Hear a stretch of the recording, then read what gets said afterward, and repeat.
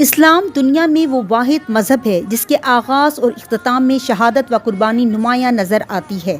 ماہ محرم میں حضرت حسین علیہ السلام نے 72 جانثاروں کے ساتھ دین کو بچانے کے لیے قربانی دی، جبکہ ذی الحج میں پیغمبر خدا حضرت ابراہیم علیہ السلام نے اللہ تعالیٰ کی خوشنودی کے لیے اپنے لگتے جگر کو قربان کرنے کے لیے تیار ہو گئے اور اس امتحان میں پورے اترے تو اللہ تعالیٰ نے ایک دمبا بھیج دیا۔ امام حسین علیہ السلام، جنہوں نے اپنے کردار کے ذریعے مسلمانوں کو یہ درس دیا ہے کہ ناموس رسالت کی حفاظت کے لیے رسوائی کی زندگی قبول کرنے سے انکار کر دو۔ اسلام کی حفاظت حسین کی پیروی کا ہی جذبہ ہے۔ اپنی جان، مال، بیوی، بچے، خاندان سب کچھ راہ خدا میں قربان کر دو۔ روایت میں ہے کہ حضور صلی اللہ علیہ وآلہ وسلم نے حضرت حسین علیہ السلام کو اپنے سینے سے لگایا ہوا تھا اور آپ صلی اللہ علیہ وآلہ وسلم زاروں قطار رو رہے تھے اور داڑھی مبارک آنسوں سے تر ہو گئی تھی۔ حضرت سلمہ نے جب دیکھا تو آپ نے فرمایا کہ آپ صلی اللہ علیہ وآلہ وسلم کیوں رو رہے ہیں؟ تو حضور صلی اللہ علیہ وآلہ وسلم نے فرمایا کہ ابھی جبرائیل امین میرے پاس آئے ہیں اور ایک مٹی دکھا کر گئے ہیں کہ آپ کے نواسے کو کربلا میں شہید کر دیا جائے گا اور میری امت انہیں شہید کرے گی۔ واقعہ کچھ یوں ہے کہ سن 60 ہجری میں دمشق میں امیر معاویہ کا انتقال ہوا تو آپ کے وصال کے بعد یزید نے تخت حکومت پر آ بیٹھا اور اس نے مظالم کے پہاڑ توڑ دیے۔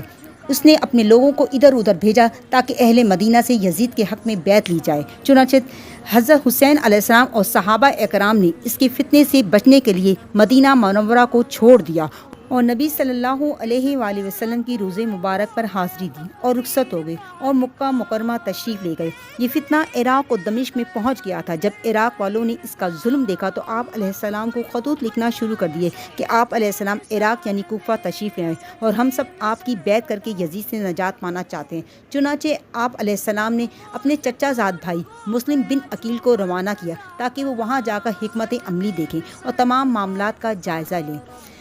عقیل بن مسلم نے جب عراق پہنچے تو تقریباً 40,000 لوگوں نے ان کے ہاتھ پر بیعت کی تو حالات سازگار دے کر مسلم بن عقیل نے قاصد اور خط لکھ کر بھیجا کہ آپ یہاں تشریف لے آئیں۔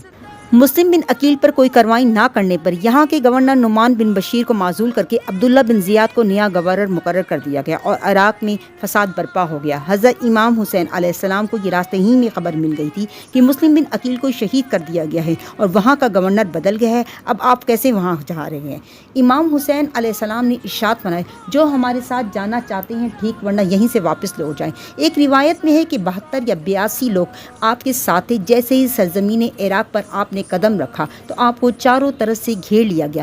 فوج کے سپہ سالار نے کہا، فی الحال آپ کو خود کو میرے حوالے کرنا ہوگا اور یہیں کوئی بسیرا کرنا ہوگا، مناسب وقت دے کر آپ یہاں سے نکل جائیے گا۔ چنانچہ حضرت امام علیہ السلام کوفہ سے کربلا کی طرف روانہ ہو گئے۔ وہاں پر جیسے ہی پہنچے تو پوری فوج نے آپ علیہ السلام کو گھیر لیا۔ چنانچہ آپ نے نہر فرات کے کنارے خیمے نصب کر دیے۔ مذاکرات اور معاملات چلتے رہے لیکن جنگ کے علاوہ کوئی حل نہ نکلا۔ ایک روایت کے مطابق 22,000 کا لشکر ہمہ وقت تیار رہتا تھا کہ کسی بھی وقت جنگ شروع ہو جائے۔ 7 محرم الحرام کو ان پر پانی بند کر دیا گیا۔ حضرت امام حسین علیہ السلام اتمام محبت کے لیے فوج کے پاس گئے اور کہا کہ یہ تلوار تم پہچانتے ہو؟ یہ حضرت علی رضی اللہ تعالیٰ عنہ کی تلوار ہے جو کئی جنگوں کے دور میں کام آئی، اس کا نام ذوالفقار ہے۔ اور کہا جب بھی کوئی ناحق قتل ہوتا ہے تو اس کے بدلے کتنے مارے جاتے ہیں، مگر وہ تو آرڈر کے انتظار میں تھے کہ کب جنگ شروع کی جائے۔ غرض تمام معاملات جب حل نہ ہوئے تو 10ویں محرم کو ظہر سے پہلے ہی لڑائی شروع ہو گئی۔ ایک ایک کر کے تمام رفقا شہید ہوتے گئے اور صرف حضرت حسین علیہ السلام کا کنبہ بچ گیا۔ امام زین العابدین جو کہ بیمار تھے، ان کو جنگ میں جانے کی اجازت نہ دی گئی۔ حضرت علی اکبر جو کہ 18 سال کے جوان تھے، وہ میدان میں آئے اور خوب مقابلہ کیا، بالآخر ان کو بھی شہید کر دیا گیا۔ سلام اس حسین پر، سلام اس باپ پر جو جوان بیٹے کا لاشا اٹھا کر لائے اور سب سے آخر میں اپنے چھوٹے بیٹے علی اصغر جو دودھ پیتے تھے انہیں فوج کے سامنے لے کر گئے کہ یہ پیاس کی شدت سے تڑپ رہا ہے، اس کو 2 گھونٹ پانی دے دو۔ لیکن ان ظالموں نے معصوم بچے کو 3 کانٹوں والا تیر ان کے گلے میں پیوست کر دیا اور انہوں نے جام شہادت نصیب فرمایا۔ آخر میں حضرت حسین علیہ السلام اپنے خیمے میں تشریف لے گئے اور سب سے ملاقات کے بعد اجازت چاہی اور میدان جنگ میں آگے۔ اکیلے حضرت حسین علیہ السلام نے ہزاروں سپاہیوں سے مقابلہ کیا۔ آخرکار انہوں نے حضرت حسین علیہ السلام پر تیروں اور نیزوں کی برسات کر دی۔ زخموں سے چور ہو کر آپ علیہ السلام زمین پر گر گئے۔ کوئی شخص ان کی گردن مبارک کو ذبح کرنا چاہتا تھا۔ آپ علیہ السلام نے فرمایا تھوڑی دیر رک جاؤ، میں نماز ادا کر لوں۔ جیسے ہی آپ نے سر مبارک سجدے میں رکھا انہوں نے تن سے جدا کر دیا۔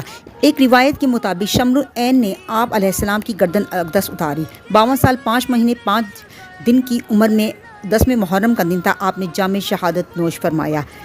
داستان کربلا اصل میں ایک پیغام ہے۔ کربلا کا ہر فرد اصرار و قربانی، صبر و تحمل اور ضبط کی اعلیٰ مثال پیش کرتا نظر آتا ہے کہ کس طرح آل رسول نے صرف دین کے لیے اپنی قربانیاں دیں اور اپنے دین کو بچانے کے لیے ایک چٹان بن گئے۔ لیکن افسوس، صد افسوس، ہم مسلمان ابھی تک اس جھگڑے میں پڑے ہوئے ہیں کہ حسین تمہارا، حسین ہمارا۔ حسن اور حسین تو نواسۂ رسول ہیں، وہ تیرے اور میرے نہیں بلکہ وہ کل امت مسلمہ کے لیے ایک مثال ہیں، شہزادے ہیں، جنت کے سردار ہیں۔ ان سے اصل محبت تو یہ ہے نبی صلی اللہ علیہ وآلہ وسلم کی سنت پر عمل کریں اور اپنی آخرت کو سنواریں۔